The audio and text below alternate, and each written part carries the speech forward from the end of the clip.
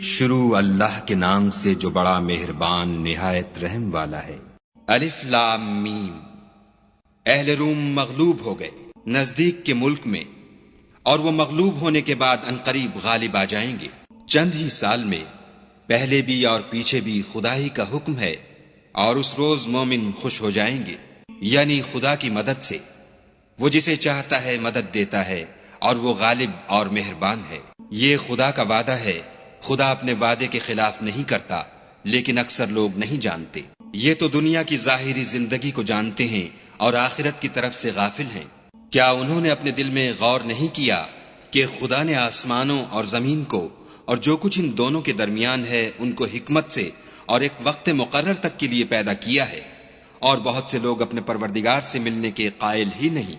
کیا ان لوگوں نے ملک میں سیر نہیں کی؟ سیر کرتے تو دیکھ لیتے کہ جو لوگ ان سے پہلے تھے ان کا انجام کیسا ہوا۔ وہ ان سے زور قوت میں کہیں زیادہ تھے، اور انہوں نے زمین کو جوتا اور اس کو اس سے زیادہ آباد کیا تھا جو انہوں نے آباد کیا، اور ان کے پاس ان کے پیغمبر نشانیاں لے کر آتے رہے، تو خدا ایسا نہ تھا کہ ان پر ظلم کرتا، بلکہ وہی اپنے آپ پر ظلم کرتے تھے۔ پھر جن لوگوں نے برائی کی ان کا انجام بھی برا ہوا، اس لیے کہ خدا کی آیتوں کو جھٹلاتے اور ان کی ہنسی اڑاتے رہے تھے۔ خدا ہی خلقت کو پہلی بار پیدا کرتا ہے، وہی اس کو پھر پیدا کرے گا، پھر تم اسی کی طرف لوٹ جاؤ گے۔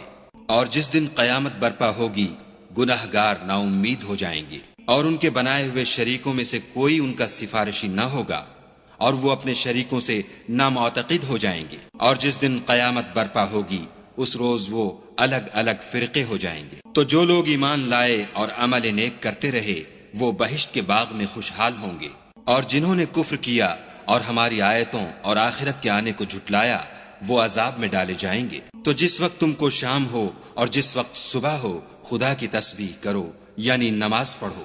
اور آسمانوں اور زمین میں اسی کی تعریف ہے، اور تیسرے پہر بھی، اور جب دوپہر ہو اس وقت بھی نماز پڑھا کرو۔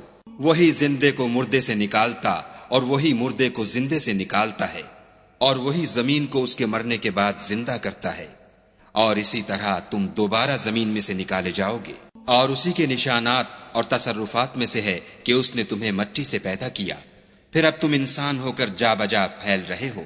اور اسی کے نشانات اور تصرفات میں سے ہے کہ اس نے تمہارے لیے تمہاری ہی جنس کی عورتیں پیدا کی تاکہ ان کی طرف مائل ہو کر آرام حاصل کرو، اور تم میں محبت اور مہربانی پیدا کر دی۔ جو لوگ غور کرتے ہیں ان کے لیے ان باتوں میں بہت سی نشانیاں ہیں۔ اور اسی کے نشانات اور تصرفات میں سے ہے آسمانوں اور زمین کا پیدا کرنا، اور تمہاری زبانوں اور رنگوں کا جدا جدا ہونا۔ اہل دانش کے لیے ان باتوں میں بہت سی نشانیاں ہیں۔ اور اسی کے نشانات اور تصرفات میں سے ہے تمہارا رات اور دن میں سونا اور اس کے فضل کا تلاش کرنا۔ جو لوگ سنتے ہیں ان کے لیے ان باتوں میں بہت سی نشانیاں ہیں۔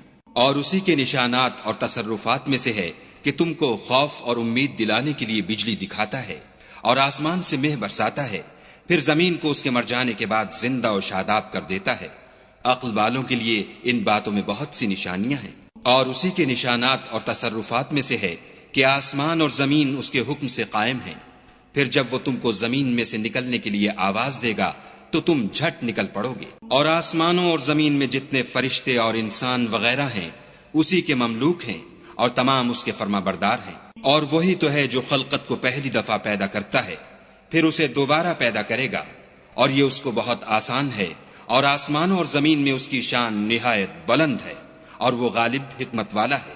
وہ تمہارے لیے تمہارے ہی حال کی ایک مثال بیان فرماتا ہے کہ بھلا جن لونڈی غلاموں کے تم مالک ہو وہ اس مال میں جو ہم نے تم کو عطا فرمایا ہے تمہارے شریک ہیں، اور کیا تم اس میں ان کو اپنے برابر مالک سمجھتے ہو؟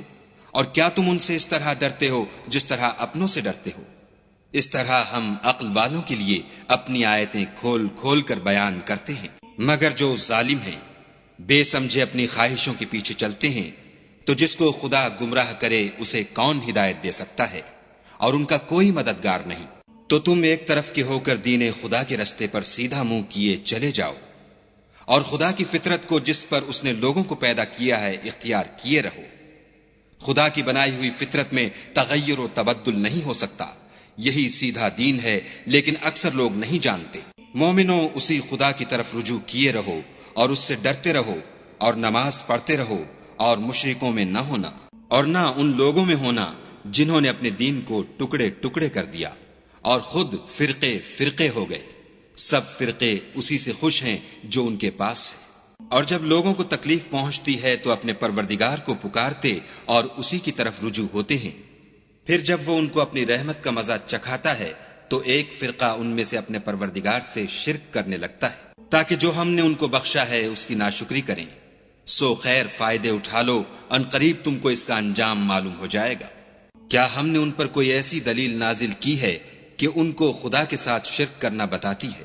اور جب ہم لوگوں کو اپنی رحمت کا مزہ چکھاتے ہیں تو اس سے خوش ہو جاتے ہیں، اور اگر ان کے عملوں کے سبب جو ان کے ہاتھوں نے آگے بھیجے ہیں کوئی گزن پہنچے تو نا امید ہو کر رہ جاتے ہیں۔